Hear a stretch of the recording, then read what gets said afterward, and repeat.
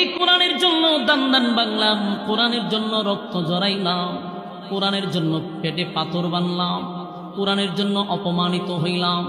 সেই কোরআন তোদের কাছে আমানত রাখছি, একটা দিনও আমার কোরআনটা খতম দিলি না। আজকে যে তোর আমলনামা আল্লাহ আমার হাতে দিল, আমি আমার মালিকের সামনে তোরে উম্মত বলে কেমনে পরিচয় দেই? শুধু কি হাক্কুর হুক্কুর জিকির করছো এটা দিয়ে আমি পরিচয় দিতে পারবো?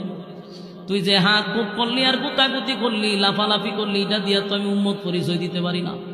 উম্মত পরিচয় দিতে গেলে আমি নবীর সুন্নত তোর আমলনামায় থাকতে হবে, আমি নবীর তরিকা তোর আমলনামায় থাকতে হবে, আল্লাহর হুকুম তোর আমলনামায় থাকতে হবে, আমার মালিকের কোরআন তেলাওয়াত তোর আমলনামায় থাকতে হবে।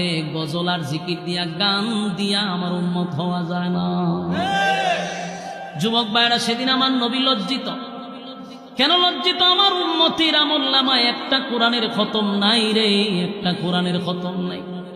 নবী আফসোস করে বলবে, হায় উম্মত, কি করলি, একটা কোরআনের খতম দিতে পারলি না।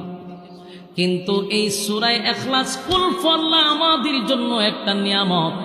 যদি কোনো বান্দা বান্দি সূরা কুল ইখলাস মানে কুল ফল্লা সূরা যদি একবার পড়ে 10 পারার সওয়াব পাওয়া যায়, 2 বার পড়লে 20 পারা, 3 বার পড়লে একটা খতমের সওয়াব আল্লাহ তার আমলনামায় দেয়। এই সওয়াব দরকার আসেনি? আমার সঙ্গে পড়ুন, কুল হুয়াল্লাহু আহাদ আল্লাহুস সামাদ লাম ইয়ালিদ ওয়া লাম ইউলাদ ওয়া লাম ইয়াকুল লাহু কুফুয়ান আহাদ। এই মুহূর্তে যারা পড়ছেন প্রত্যেকের আমলনামায় 10টা করে নেকি, 10 পারার খত, 10 পারার সূরা সওয়াব আপনার আমলনামায় ঢুকছে। এই মুহূর্তে আরেকবার পড়ুন, কুল